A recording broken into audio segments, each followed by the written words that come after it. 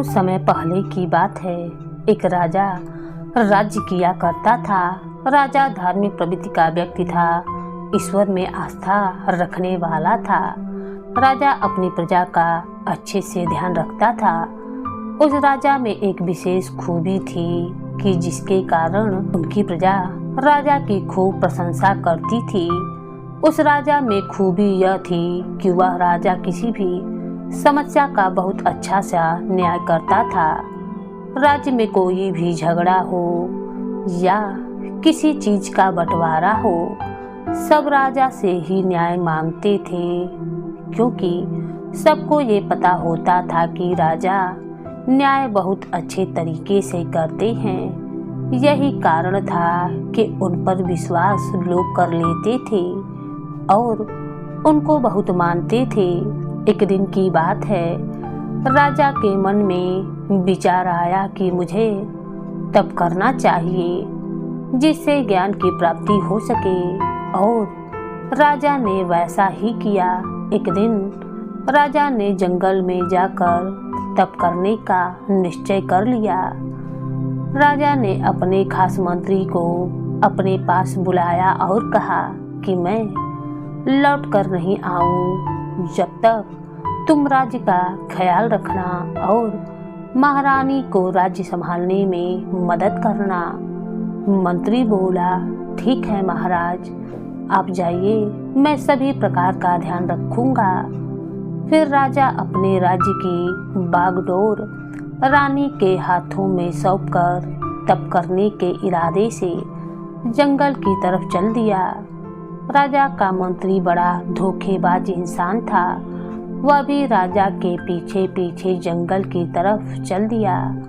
राजा जंगल में पहुंचकर तप करने लगा। मंत्री भी छिप छिप कर जो राजा करता था वह भी मंत्री करता गया। ऐसे करते करते कई दिन गुजर गए। राजा ने बहुत कुछ सीख लिया था और जो ज्ञान राजा ने सीखा था वह सभी ज्ञान मंत्री भी छिपकर सीख लिया था। मंत्री को अब लगा कि राजा अपने राज्य जाने वाले हैं, तो मंत्री राजा से पहले ही राज्य पहुंच गया और अपने कुछ साथियों के साथ वापस जंगल में आ पहुंचा। राजा से मिलने पहुंचा। राजा मंत्री और अपने राज्य के लोगों को देखकर बड़ा ही प्रसन्न हुआ। राजा बोले, चलो सब राज्य वापस चलते हैं। मेरा तप अब समाप्त हो चुका है। जो मुझे सीखना था मैं सीख चुका हूँ। मंत्री बोला, महाराज, आपने कई दिनों तक तप किया है, हमें भी कुछ सिखाइए। आपने क्या क्या सीखा है? राजा बोले, मैं मुर्दे को जिंदा कर सकता हूँ। फिर मंत्री और उसके साथी बोले, महाराज, हमें विश्वास नहीं है, क्या ऐसा भी हो सकता है? राजा बोले, अगर तुम्हें विश्वास नहीं है तो जाओ किसी मुर्दे को ले आओ। फिर मंत्री और उसके साथियों ने एक तोते का शिकार किया। उस मरे हुए तोते को राजा के पास ले आए और बोले, महाराज, इसको जिंदा करके हमको दिखलाइए। राजा बोले, मैं अपने शरीर से प्राण निकालकर इस तोते में डालूंगा, फिर यह तोता जिंदा हो जाएगा। सब बोले, करके दिखलाइए महाराज, तब हम जानेंगे।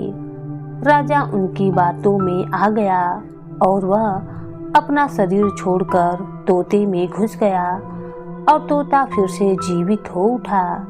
इधर मंत्री को भी वह विद्या आती थी। वह अपना शरीर छोड़कर राजा के शरीर में घुस गया और खड़ा होकर हंसने लगा। मंत्री बोला, अब मैं राजा हूँ, और अपने सिपाहियों से बोला, तोता को मार दो। राजा तुरंत उड़ गया और अपनी जान बचाई। मंत्री राजा के शरीर में घुसकर राज दरबार में जा पहुंचा। सभी प्रजा राजा समझकर बहुत खुश हुई। शरीर तो राजा का ही था, लेकिन उसके अंदर मंत्री था, इसीलिए जब वह बोलता था तो आवाज राजा जैसी नहीं लगती थी। सब हैरान थे कि राजा की आवाज कैसे बदल गई। यह बात रानी को भी पता चली कि राजा जंगल से वापस आए हैं, लेकिन आवाज बदल गई है। रानी को कुछ गलत लग रहा था। रानी को शंका होने लगी। इसीलिए रानी अपने नौकर से बोली कि राजा को जाकर बता देना कि मैंने व्रत रखा हुआ है। जब तक मेरा व्रत पूरा न हो जाए तब तक मेरे पास न आए। जब मेरा व्रत पूरा हो जाएगा तो मैं खुद बुला लूंगी। नौकर ने जाकर नकली राजा को सब कुछ बोल दिया जैसा रानी ने कहा था। असली राजा नहीं जानते थे कि मंत्री धोखेबाज है। वह उड़ते उड़ते एक विशाल पेड़ पर पहुंच गए। वहां पर पहले से बहुत सारे तोते रहते थे। वह भी उनके साथ रहने लगा। वह जिस पेड़ पर रहता था उसके पास ही एक झोपड़ी थी। उस झोपड़ी में एक गरीब बुढ़िया रहती थी। वह बुढ़िया ही पेड़ के आसपास की सफाई करती थी। एक दिन राजा सभी तोते से बोले, हम सब इस बुढ़िया के पेड़ पर रहते हैं और यही हमारी गंदगी साफ करती है। क्यों ना हम सब जब शाम को वापस लौटे तो कुछ दाने साथ में ले आए और इस बुढ़िया के लिए नीचे गिरा दिया करें। सभी तोता उस तोते बने राजा की बात से सहमत हो गए। अब तो हर रोज शाम को जब वे दाना चुग कर वापस लौटते तो कुछ दाने उस बुढ़िया के लिए भी ले आते। इस तरह बुढ़िया भी पेट भर कर खाना पाने लगी। इसी तरह समय निकलता रहा और कुछ दिनों के बाद एक शिकारी वापस आया और शिकारी ने उस पेड़ पर जाल लगा दिया। सभी तोता बच गए, लेकिन राजा बना हुआ तोता जाल में फंस गया। शिकारी राजा को पकड़कर पिंजड़े में डाल दिया और पिंजड़ा लेकर अपने घर की तरफ चल दिया। रास्ते में एक दुकान थी। शिकारी कुछ लेने के लिए उस दुकान पर चला गया। उस व्यापारी ने शिकारी के पास तोता देखा तो उसे तोता बहुत पसंद आ गया और उस व्यापारी ने उस शिकारी से तोता खरीद लिया। अब राजा बने तोते के रूप में उस व्यापारी के पास रहने लगा। एक दिन उसी राज्य में एक औरत अपने पति के साथ अपने मायके जा रही थी। रास्ते में जंगल पड़ा। जब महिला जंगल में पहुंची तो उसे प्यास लगा आई। वह अपने पति से बोली, मुझे प्यास लगी हुई है। पति पानी लाने के लिए पास में बह रही नदी की तरफ चल दिया, लेकिन जब पति वापस आया तो साथ में एक और आदमी आया जो बिल्कुल उसके पति जैसा ही था। वह एक भूत था जो उसके पति के रूप में हो गया था। जब दोनों महिला के पास पहुंचे तो महिला समझ नहीं पाई कि उसका असली पति कौन है और दोनों खुद को उसका असली पति बता रहे थे। फिर वह महिला उन दोनों को गांव के सरपंच के पास ले गई और उनसे पूछा कि पता करके बतलाइए इन दोनों में से मेरा असली पति कौन है। सरपंच भी हैरान था। वह भी कुछ नहीं पता कर सका। यह बात चारों तरफ आग की तरह फैल गई कि दो आदमी इसी बात को इस व्यापारी से दुकान पर कह रहे थे जहां राजा पिंजड़े में बंद था। राजा ने सब कुछ सुन लिया और व्यापारी से बोला, जाओ महिला और उन दोनों आदमियों को बुला कर ले आओ। मैं बता दूंगा कि उनमें से उस महिला का असली पति कौन है। वह व्यापारी बड़ा आश्चर्य में पड़ा और सबको वहां पर बुला लाया।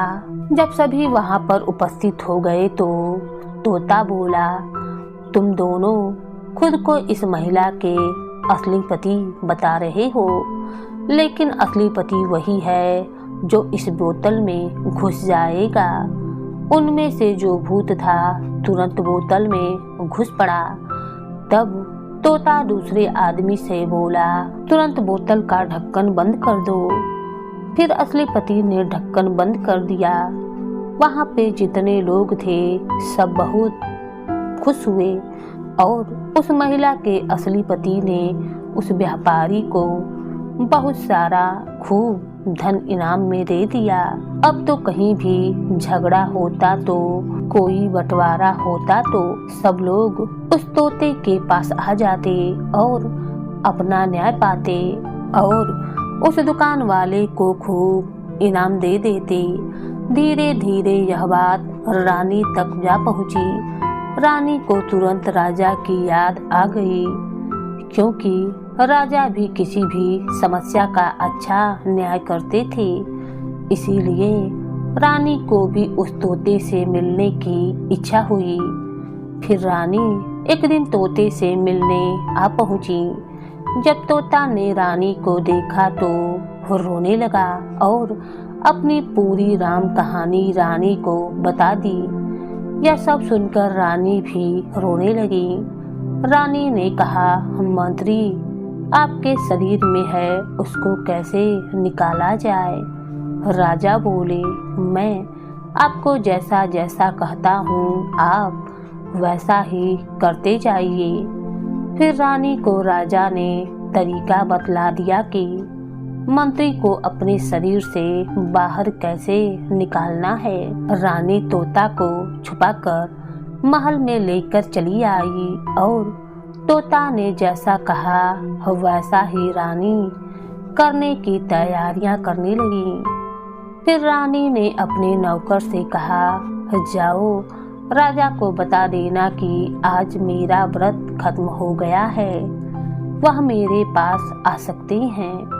जब नौकर ने जाकर राजा को रानी ने जैसा कहा था बता दिया, वह राजा बना मंत्री बहुत ही खुश हुआ। वह सोचने लगा कि रानी ने आखिर मुझे राजा मान ही लिया। वह तुरंत शाम को रानी के पास पहुंचा और रानी से बातें करने लगा।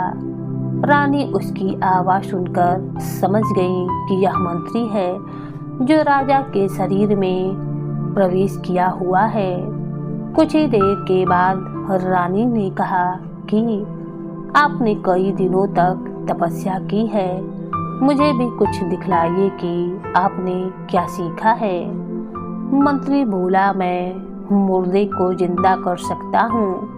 रानी बोली, ऐसा कैसे हो सकता है, मैं कैसे यकीन कर लूँ? मंत्री बोला, कोई मुर्दा जीव लेकर मेरे सामने उपस्थित हो, मैं तुम्हें जिंदा करके दिखलाऊंगा। रानी ने कहा, मैंने सुना है कि आज एक कुम्हार का गधा मर गया है, मैं उसका मुर्दा शरीर मंगा देती हूँ, आप जिंदा करके दिखा दो, फिर मुझे यकीन हो जाएगा। मंत्री बना राजा बड़ा ही प्रसन्न हुआ और बोला, ठीक है मंगा लो। फिर रानी ने गधे का मुर्दा शरीर मंगवा लिया। अब तो मंत्री अपनी विद्या दिखलाने लगा और कुछ ही देर में मंत्री राजा के शरीर से निकलकर गधे के शरीर में घुस गया। गधा वापिस जिंदा हो गया। रानी ने तुरंत तोता को पिंजरे से बाहर निकाला। तोते से राजा ने अपने प्राण निकालकर अपने शरीर में घुस गया और राजा दोबारा अपना शरीर पा गया। मंत्री जो गधे के शरीर में घुसा हुआ था वह वहीं रह गया। वह रानी की चाल नहीं समझ सका। उस तोते बने राजा ने बतलाया कि इन 3 तरह के लोगों पर कभी भी भरोसा मत करना। ये 3 तरह के लोग सिर्फ अपना होने का ढोंग करते हैं। पहला धूर्त और पाखंडी, दूसरा लालची और तीसरा चाटुकार। इन लोगों का अपनापन मात्र दिखावा होता है। वह राजा तो अपने खास मंत्री को राज्य सौंप कर गया था। उसे क्या पता था कि उसके मन में लालच आ जाएगा। फिर राजा ने गधे को पकड़कर कुम्हार को दे दिया और कुम्हार से कहा कि इसको बहुत सारा काम देना, इसके लिए यही दंड है। कुम्हार गधे को लेकर चला गया। जब यह बात उस राज्य की प्रजा को पता चली तो पूरे राज्य में खुशी खूब मनाई गई। फिर राजा और रानी अपना जीवन खुशी खुशी व्यतीत करने लगे और मंत्री गधे के रूप में खूब काम करने लगा।